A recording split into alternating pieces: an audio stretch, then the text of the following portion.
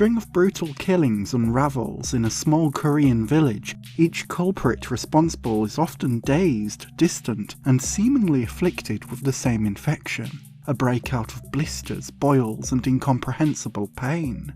Jong-gu, a police officer, overhears local rumours about the arrival of an unnamed Japanese man in the village, who raises intense suspicions when Jong-gu's own daughter becomes infected with the same sickness, and his own sleep is plagued by vivid nightmares. Jong-gu pursues the rumoured lead.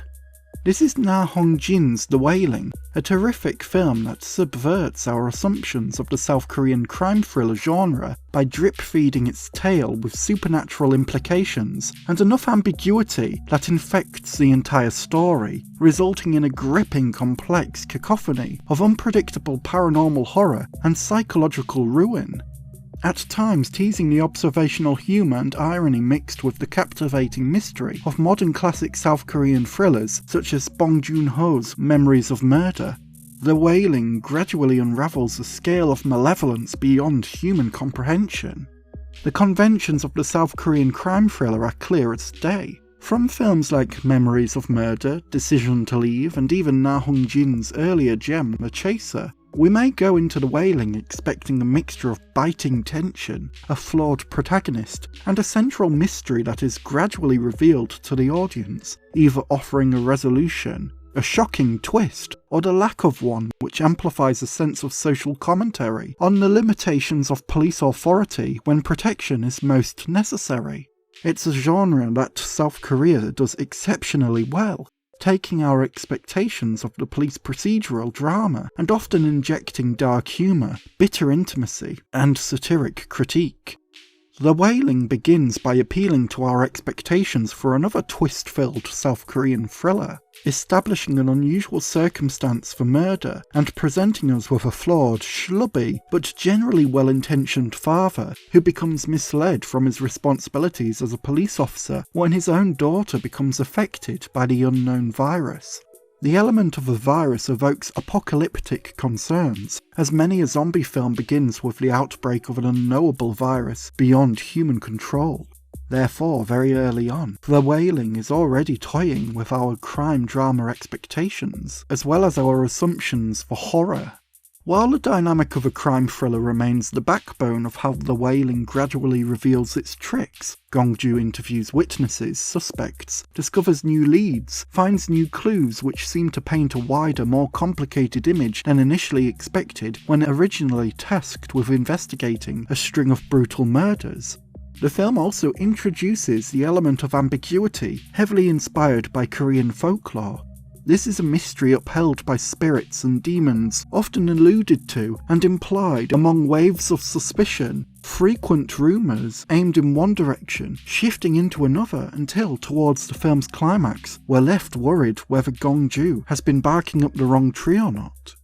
A character which raises suspicion beyond the peculiar behaviour of the unnamed Japanese visitor is a woman dressed in white, assumed to be a reclusive supposed villager who throws stones at Gong-joo as he guards a crime scene, a recently burned down home that resulted in another string of killings.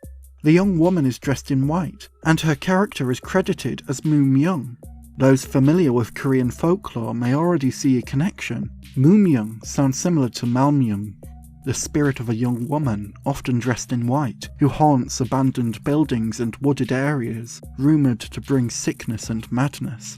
If we believe Moo-myung could be a village spirit, often believed to deliver illness on those she haunts, then her presence becomes another suspicious lead, elevating The Wailing's mystery from a grounded crime drama into something supernatural.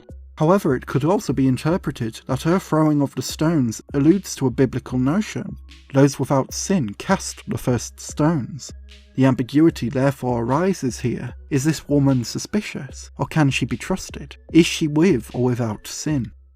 Rumours surround the arrival of a Japanese visitor. He's supposedly a Buddhist, a professor, and yet also guilty of a string of sexual assaults towards women. His often stony exterior betrays very little under the intimidation of excessive police force, yet enough suspicion arises to draw attention back to him, albeit nothing concrete enough to legally arrest him. frightening dreams and hearsay isn't a strong enough basis for an arrest. Even as suspicions intensify surrounding this man, there's few who can understand how he would even be able to curate a string of killings, as well as manipulate a viral infection across a village community. The lack of certainty drives Gong-ju to a breaking point, amplified more so when his family hires a shaman to aid in removing the sickness, possibly even a curse, from Gong-ju's daughter. Is the virus a literal sickness, or is it the physical toll of demonic possession? The brilliance of Na Hong-jin's film stems in this turmoil between the grounded plausible, the belief of sickness, of madness, of people who commit atrocious actions, battling with the paranormal suspicion, the concept of the unknowable, of spirits, of demons. As viewers, we are left to question each detail of what we witness to the very end, amplifying the muddied waters of rumours and superstition. Without completely explaining every aspect of this mystery, viewers really should seek out the Wailing for themselves.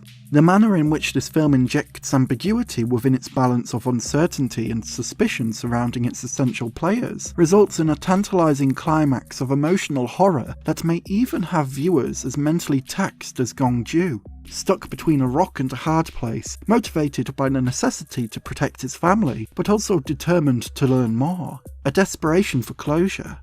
Gong-ju is a flawed man, greatly troubled by the intense strains on his family, his daughter, and the assumptions by his professional superiors that he'll either close this brutal case, or he's too lazy to do it. This desperation drives him to some very questionable actions. He shouldn't do it. We know he shouldn't, yet we can empathise with his desperation, which results in brutal threats and ignorant judgments. Within his shoes, where previous clarity becomes clouded by ambiguities that point every which way, what would you do? In conclusion, Na Hong-jin's The Wailing is an exceptional display of modern horror filmmaking by teasing the viewer's expectation of a crime thriller with the dreaded unease that develops between grounded reality and the unknown supernatural. Between the pressures of his family life rupturing and the professional expectations of delivering a conclusion to the string of murders that unfold around the village, Gong-ju's own actions of flawed judgments and police brutality also serves as a harrowing lesson in reaping what we sow. The Wailing retains South Korea's reputation as a force for high-caliber, original thrillers unlike anything you've seen before. A special thank you to my incredible tier patron supporters Gil, Jared Spears of Concessions, Javier Grillo Markswatch, and my super tier patron supporters Spoldzilla and Eclair.